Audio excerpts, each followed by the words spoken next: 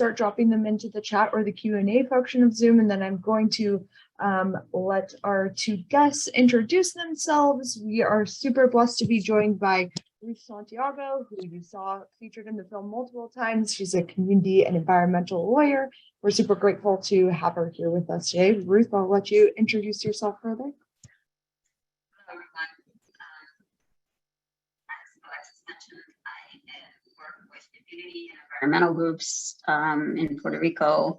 The groups that and the people that you saw in the documentary are from southeastern Puerto Rico, the communities mostly of Salinas and Guayama, that, as mentioned in the film, are environmental justice communities overburdened by electric power generation, fossil-fired electric power generation in Puerto Rico. Thank you so much for being here with us tonight, Ruth. And then David, I'll let you introduce yourself as well. Hello, everyone. I'm David Ortiz, a social justice and environmental leader here in Puerto Rico, and currently the director of Solar United Neighbors Puerto Rico. Super lucky to have David on our team right now and to be doing more work in Puerto Rico. Looks like we do have some questions starting to come in, so I'm just going to read them out. And David and Ruth, if you guys want to take whatever makes sense for you, and I can direct them as needed.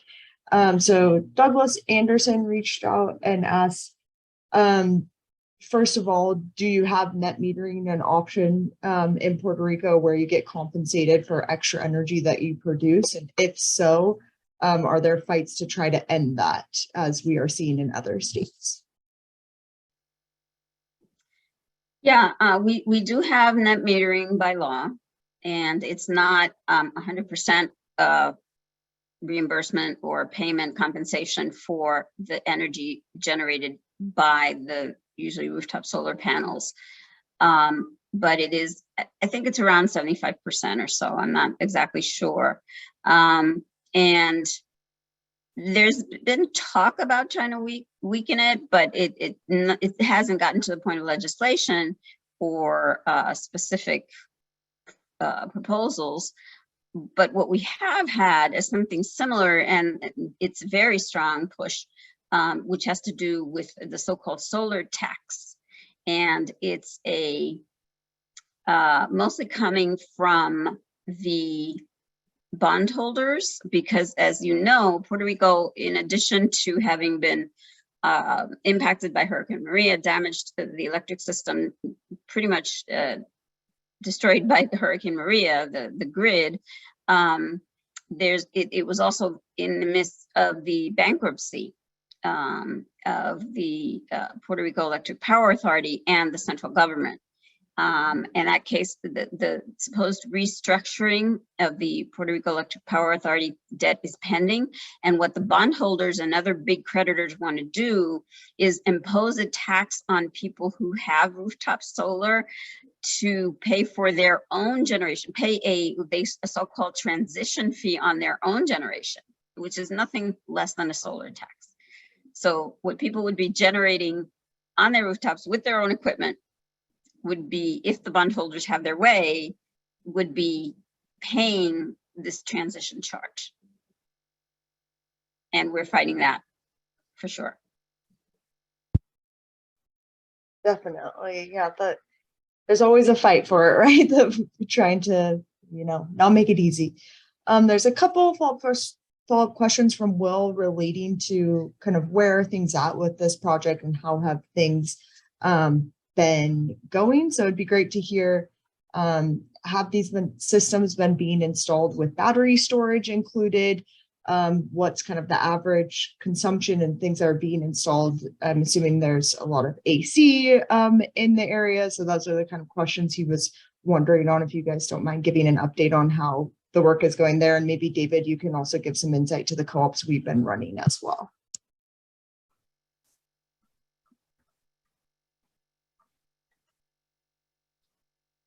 Truth, if you want to talk about Coqui Solar first, since the questions. Oh, okay.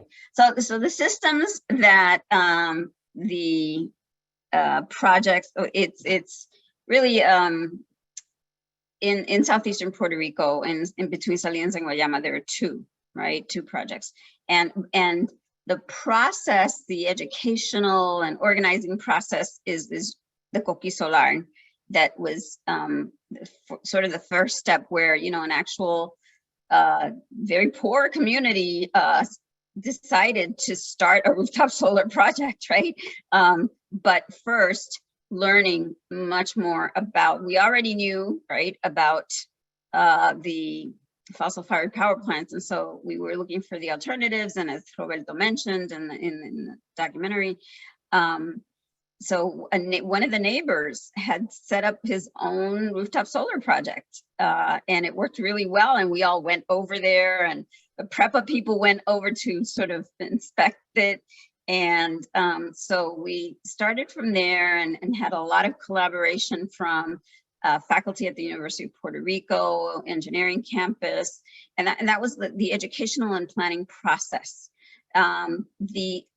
There was a little bit of the implementation process initially, and then we had to do a lot of the fundraising. And finally, in the first really community-based project was in Guayama, in the neighboring community. And that's what you saw towards the end. And those were the 25 installations. And I guess you'll be surprised to hear that the system, it's a solar kit. It's not a full solar installation. It's 2 kilos, around 2 kilos. And some people live on that in Puerto Rico. And so, yes, it's very hot and lots of people need air conditioning, but these people can't afford air conditioning, right? So they you know, keep their windows open and do all kinds of other things, but not many people have air conditioning in their homes in this community, which happens to be community closest to the AES coal-fired power plant. And it's very overburdened by that operation. And so it's a classic environmental justice community. Yeah, Alexis, you asked about the co-op in Puerto Rico. We had a first co-op that started in San Juan in a community called University Gardens in 2020. And we were able to successfully get 19 homes with solar systems. And the community wanted to do a second phase. And we started to get folks from other communities reaching out, trying to get us to do work in their community too, and do a co-op there. And so what we decided to do, instead of doing a University Gardens co-op, we did a Rio Piedras co-op, and we call it Rio Piedras and its neighbors, or Rio Piedras y sus vecinos. And that allowed us to do University Garden as well as other communities nearby, such as Villa Andalucia, Atorrey, Roosevelt, Villa Nevares, Hyde Park, a few other communities nearby. And that's grown. Actually, we have 39 folks right now in that co-op, and it continues to grow. And we're meeting, we have several info sessions coming up, and we're doing a presentation with Sierra Club in Rio Piedras also. And we have another community in Trujillo Alto that is trying to get us to start a co-op after we finish the Rio Piedras y sus vecinos co-op. So it's moving along. There's just a lot of need island-wide. And you know, the coal plant problem is not only a problem in the southern part of the southern eastern part of the island. It's a Puerto Rico wide issue. As Ruth can tell you, there are different ways in which it's affecting the whole island. And it's important that, you know, the island organizes and supports the efforts going on in the southern eastern part of the island, because although they're the ones living it and breathing it, we're all in this together. Thanks, both of you. And Rex, to answer your question, I believe David was getting at that there is a lot of additional installations that will be coming, and that it sounds like all of these organizations are working together to make sure that we continue to provide support so that there is additional solar going there and other renewable energy options. And then the other part of your question, Rex, about batteries being installed too, is that I think where people can't afford it, that is happening. I know that in the solar co-op that we ran, David, you can correct me, I think it was like almost 70% or so of the people had installed battery backup to be able to operate when the grid is down. And then looks like a question from Heather is, where did the installers get their expertise on the work that they do? And is there any grants to help folks get funding to do this? I think that question is directed to Truth, right? Okay, so we work with engineers. And as I mentioned, we work closely with faculty members at the University of Puerto Rico, especially my Mayagüez campus, engineering campus.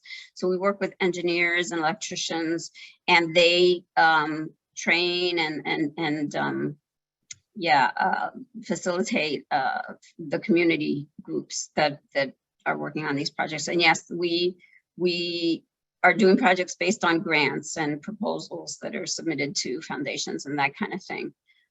Because as you saw, the communities, that first one in Guayama, for example, that was a crab fisherman who, by the way, had cancer, and he was telling a story about his mother having died of cancer the week before. And so they wouldn't be able to afford purchasing even a small system. That at the time we paid about $4,000 for that system, including the batteries.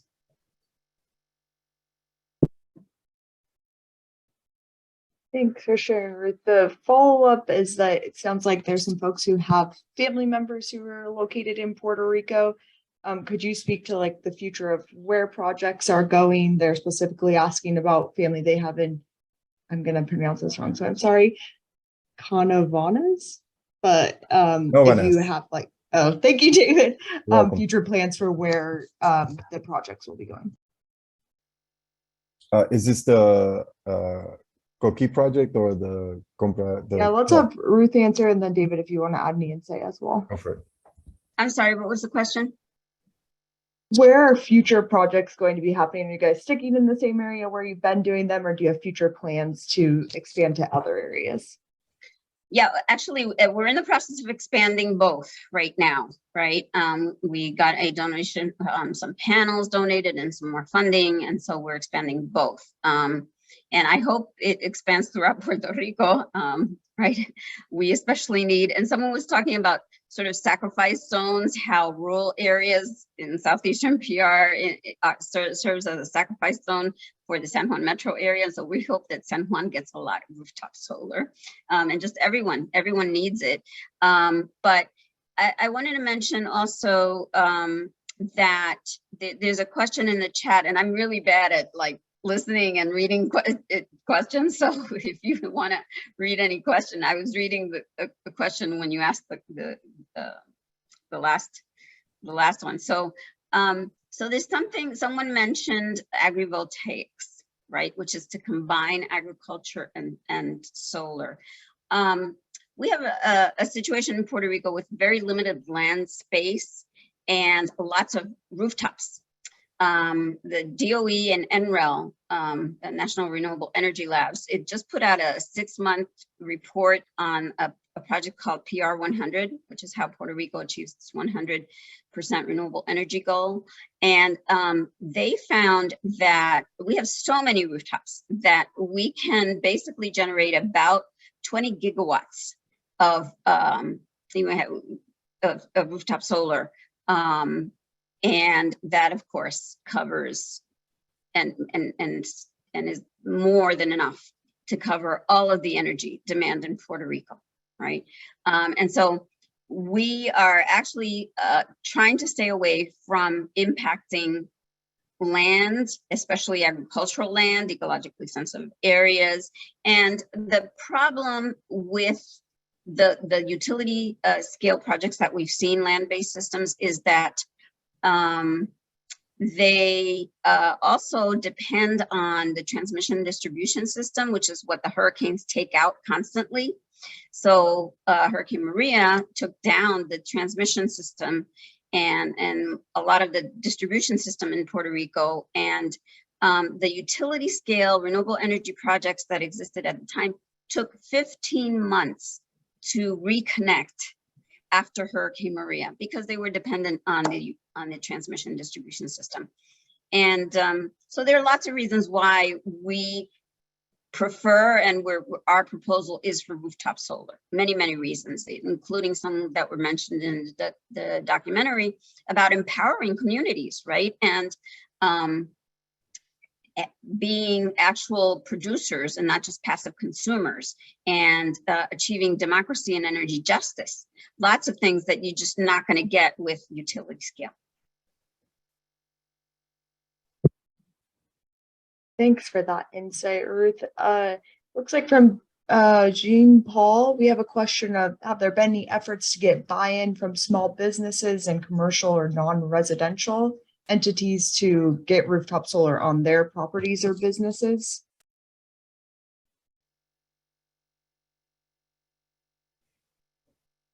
In our case with the co-op, currently none. There has been interest, but we haven't seen any movement yet from a local business. But I think we're just really getting started with our second project. So as it starts to expand and we start to get more demand, and we're getting a lot of demand, I think we'll start seeing it. Yeah, I mean, I think it's just a matter of time. We are having so many power outages right now with this company called Luma Energy, which is a joint venture between ATCO Canadian Utilities and ATCO and another a Texas-based company that created this Luma Energy, and that is operating under operation and management agreement and maintenance agreement, the grid, and they are doing a terrible job, even worse than PREPA did. And so we know that businesses just will have to turn to generating their own energy, because this doesn't look like it's going to get better anytime soon.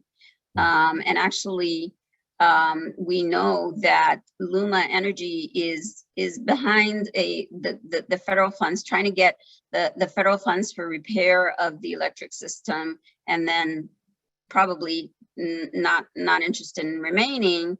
And as we mentioned, the centralized transmission system running from mostly south to north and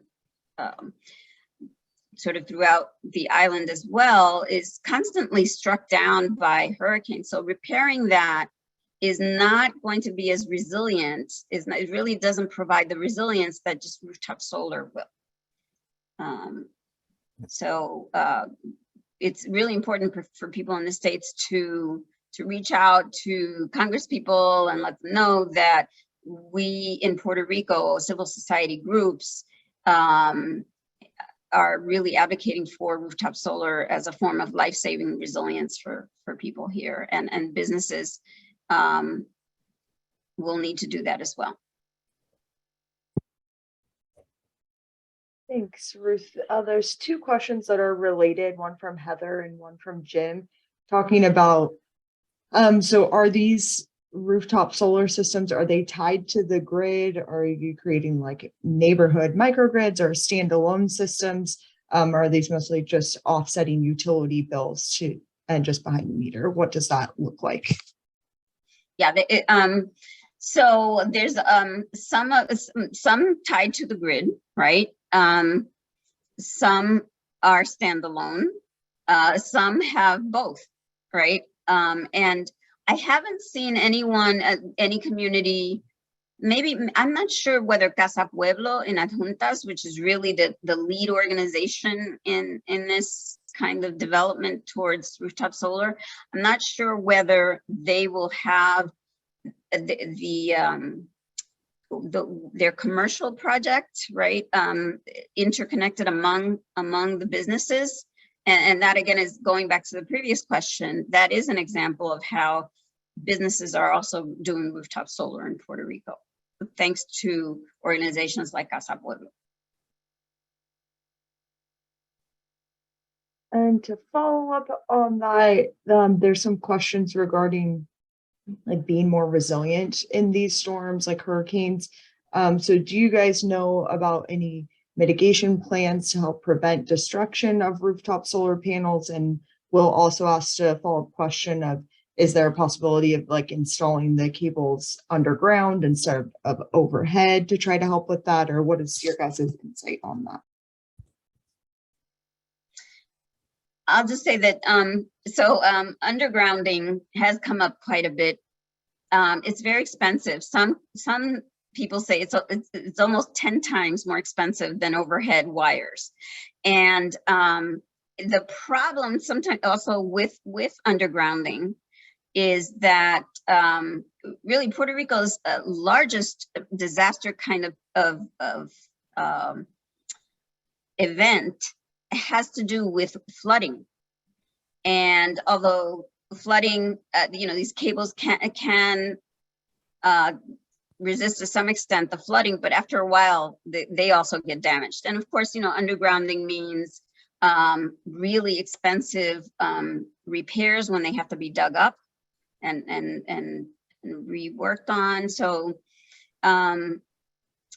there has been already some undergrounding. It didn't help after Hurricane Maria. So I think certainly, I just read an article, somebody wrote about how rooftop solar, as opposed to utility scale, because the wind pressure from, say, during a hurricane is stronger in open areas, like in a utility scale project, as opposed to in buildings that are all grouped together. So yeah, the rooftop solar panels can also be damaged during a hurricane, and some were. I've heard 5 to 10% of the panels flew off or something, or were hit by some kind of projectile. But there's actually a community group led by a group called Amanecer that they actually have been able to train residents to take down their panels, and they can put them away right before the storm. And of course, that makes sure that your panels don't fly away. Although I didn't hear much about that. It's mostly being struck by an object that they can get damaged. But maybe it'll happen to one. So it's not really catastrophic. It's great to hear. And we do have some articles, at least from Florida, that show that having solar panels has actually helped to make roofs like more resilient during hurricanes because of that extra protection. So we can definitely share that resource with folks afterwards as well. It looks like Benjamin just asked a question about the type of batteries that have been installed. I don't know if either of you guys like technically focused to know if the batteries if you've been able to get access to lithium iron phosphate batteries or lead acid more common. No worries if you don't know, we can follow up on that. Yeah, definitely, lead acid batteries are very common here because they're cheaper.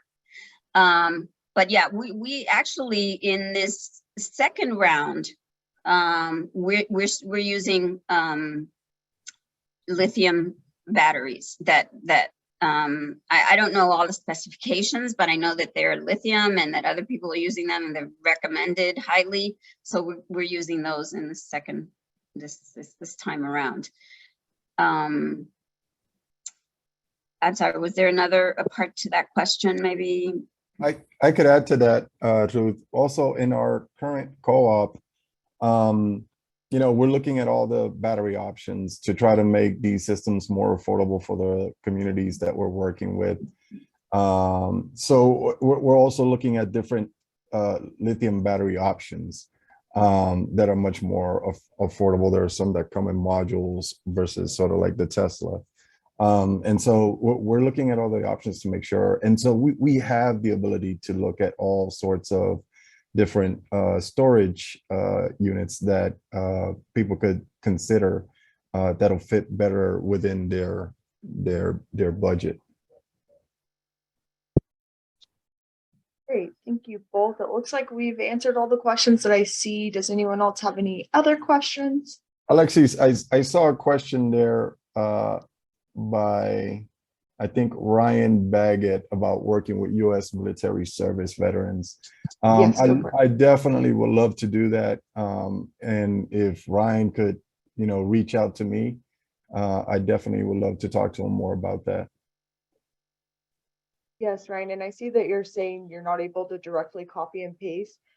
It's a new Zoom setting that we've been having trouble with, so I'll follow up with you afterwards with I'm sure you're just wanting the email. I'll follow up with you so that you have the email and you can connect with David. We'd love to have that connection, and anyone else will share that information in the follow-up email, so you can feel free to connect. If you have any ideas, thoughts, connections, we would love it. It looks like we have reached the end. I would love Ruth, as like a final question, I would love to just ask you what you're excited for in the future of clean energy in Puerto Rico. What's exciting you right now? I think that the potential that we have for